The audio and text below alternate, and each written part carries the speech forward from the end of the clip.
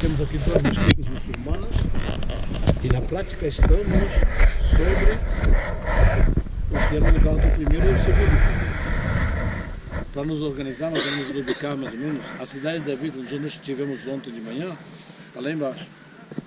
Nós vimos os muros da cidade de baixo para cima, certo?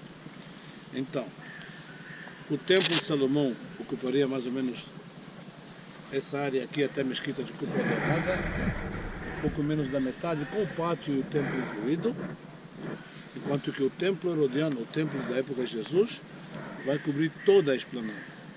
Quando vocês vão estar na sexta-feira no alto do Monte das Oliveiras, na prática vocês vão ir fechando parte por parte toda a paisagem de Jerusalém e o mesmo dia vocês vão ver também a maquete. Isso vai então fechar todo o mosaico. Vemos uma parte, hoje vemos outra, panorâmica e a maquete, tudo junto.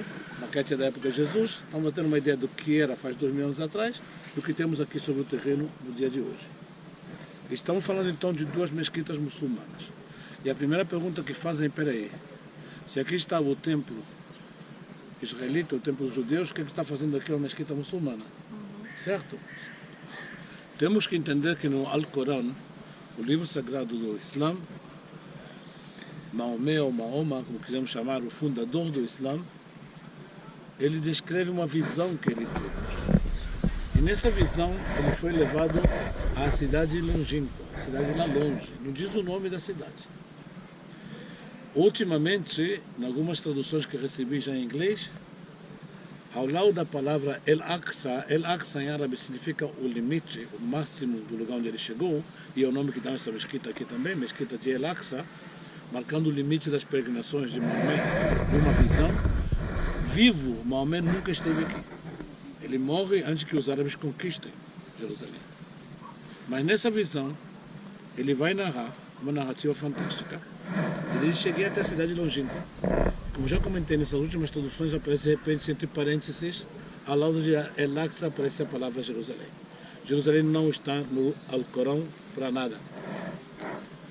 Mas identificam esta cidade com aquele lugar que ele chegou na visão.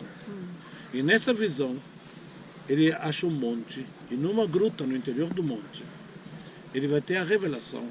E a revelação que Deus dá para ele é: não só que você será meu profeta, você será o último e definitivo profeta.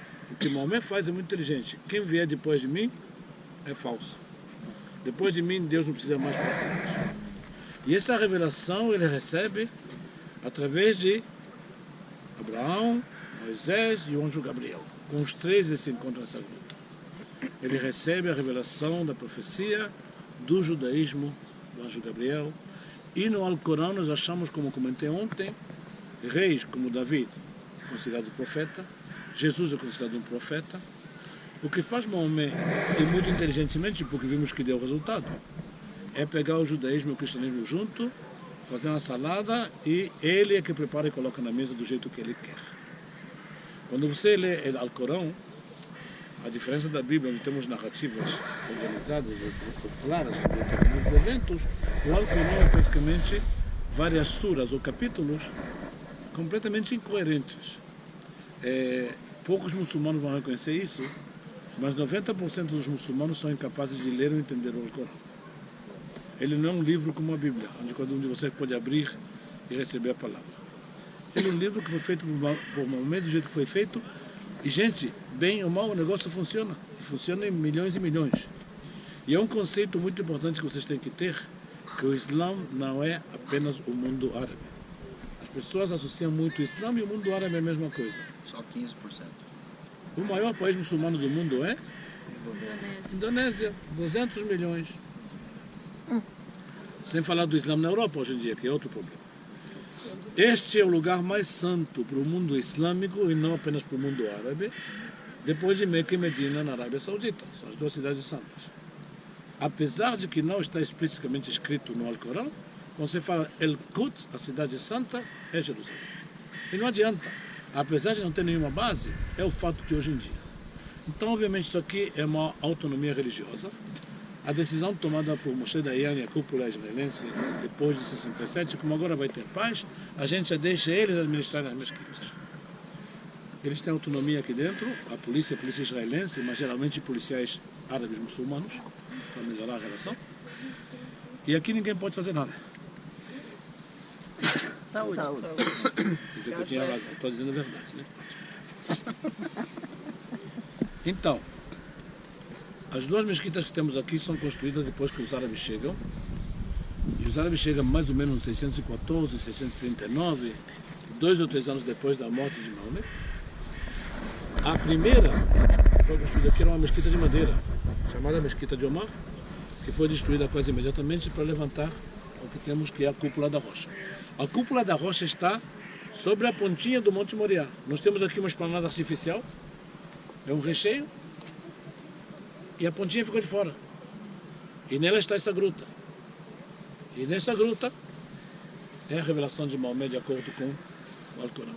Então imagina, daqui ele recebe a revelação da profecia, daqui ele sobe ao céu com o seu cavalo com asas. Maomé tinha um cavalo com asas. Al-Burak, quer dizer, ele pega também a mitologia grega. De onde o Maomé sabe tanto, gente? O que ele fazia para trabalhar? Condutor de caravanas. O que as caravanas eram? Informação e notícia, gente. E ele vai aprendendo, escutando de uns e outros, e vai juntando esse mosaico, esse puzzle, essa salada de maionese e vende. E vendeu bem. Vendeu bem até hoje, exatamente.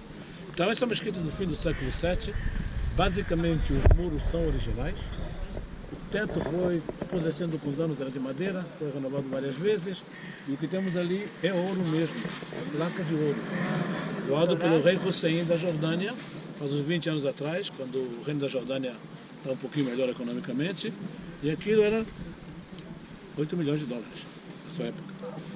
Mesquita então da rocha e não mesquita de Omar. A segunda mesquita que estamos aqui está construída em forma de basílica. Aqui nós fazemos basílica, falamos em uma sala central, salas laterais e 2 colunas. Mas é uma mesquita. Agora, lembre-se, ela é do início do século VIII e ela dá origem pelo menos a uma ordem de cavaleiros cruzados, muito conhecida. Todo mundo lembra dos templários. Templários? O que tem de ver cavaleiros cruzados com a mesquita árabe? Quando os cruzados estão em Jerusalém, a partir do ano 1099, 1100, esse grupo de cavaleiros vai se instalar nessa mesquita, está formando uma igreja. E como ela estava sob o lugar do templo, é a ordem dos templários. Ela surge aqui. Ok? Até aqui alguma perguntinha? Ok, então a razão desse lugar ser tão santo para o mundo islâmico está clara. Do ponto de vista deles, a revelação da profecia de Maomé está aqui, da divindade de Maomé, e daqui ele sobe ao céu com seu cavalo com asas. É intocável o lugar, não adianta. Mesmo toda a escavação arqueológica que estamos fazendo em volta é seguida imediatamente por um escândalo. Porque o medo deles é que entrem aqui embaixo. Eu cheguei aqui em 67, na Guerra dos 6 Dias. Nós entramos do lado de uma das oliveiras e na prática chegamos por essa porta ao muro. A gente não sabia que o muro estava aí, minha geração nunca tinha estado no muro. E um montão de coisas que a gente viu naquele dia, em todo esse pátio, 2 meses depois estavam cobertas. De repente apareceu um jardim de rosas, de repente tem uns degraus indo para nenhum lugar. O importante era cobrir qualquer resto que pudesse mostrar que aqui estava o templo de Jerusalém. É a história de tentar cobrir o sol com a peneira. Quando a gente vai estar no Parque Davidson, a gente vê os degraus, as escavações arqueológicas provam mais que provam, mas não adianta. A ideia é dizer, se vocês perguntam a algum deles aqui, aqui nunca houve nenhum templo, é invenção dos judeus. Não é o maior problema que problemas de família, mas ainda são religiosos. E aqui nós estamos falando dos ismaelitas, que são filhos de Abraão também. Abraão no Alcorão é Ibrahim, o Ibrahim árabe é o Abraão judeu. Então, problema de família sempre é coisa séria, né? E ainda botou religião no meio, e aí virou a festa completa, né? Nós, na Guerra dos 6 Dias, perdemos soldados, que tivemos que lutar cara a cara, frente a frente, sem artilharia e sem aviação, por medo de atingir lugares santos. E na prática, é isso, o lugar ficou intacto e hoje ninguém pode mexer. Eles são donos da casa e, normalmente, na sua época, tinha aqui um posto de polícia, dentro da esplanada. E era uma situação cômica. Chegava eu com o comandante da Polícia de Turismo, os 2 eram oficiais, e tínhamos de pedir licença ao sargento para entrar, porque o sargento era árabe muçulmano, ele mandava aqui dentro. Chegava um capitão e tinha que pedir licença para ele. Tem algumas coisas absurdas. Perguntinhas. Comentário da enciclopédia Sayânica. Então, só para a gente entender,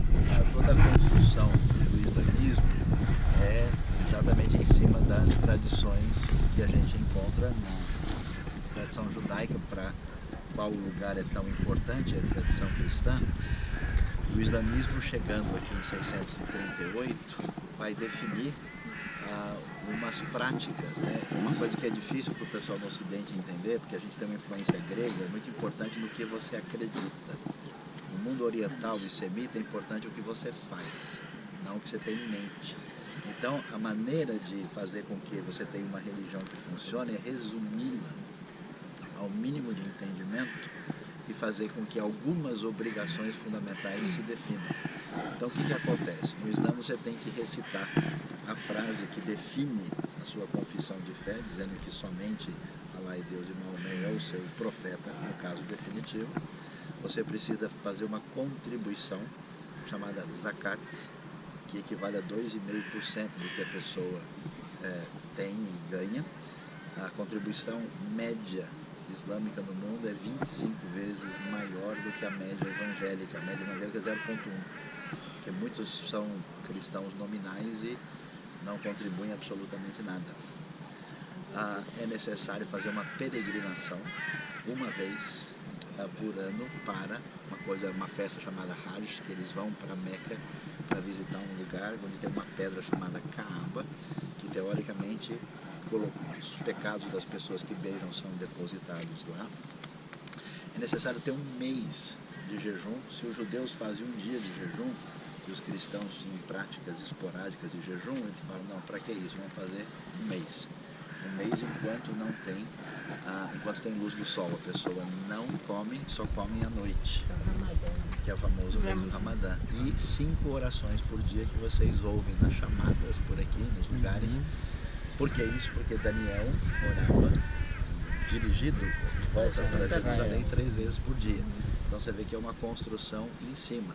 Como bem o Yuda falou, as 114 suratas do Corão, um árabe não entende, porque é um árabe antigo, um árabe diferente. Eu mesmo conversei, tenho amizades com alguns dos nossos motoristas, pergunta para ele e diz, olha, é muito difícil, a gente não entende muita coisa. Tá?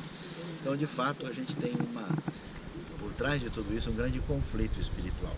Graças a Deus, no mundo de hoje, algumas coisas têm mudado inclusive na cabeça de muita gente que evangeliza no mundo, e muitos muçulmanos têm encontrado o Salvador. Tá? Então eu peço que vocês fiquem em silêncio aqui, principalmente em espírito de oração, porque nós estamos diante de uma batalha espiritual muito séria que atinge tanto Israel como os filhos espirituais de Israel, que é a Igreja de Cristo. Ok? Vamos lá. Vamos chegar aqui sempre para poder fazer uma foto. Pastor, por que está a bandeira lá do Brasil?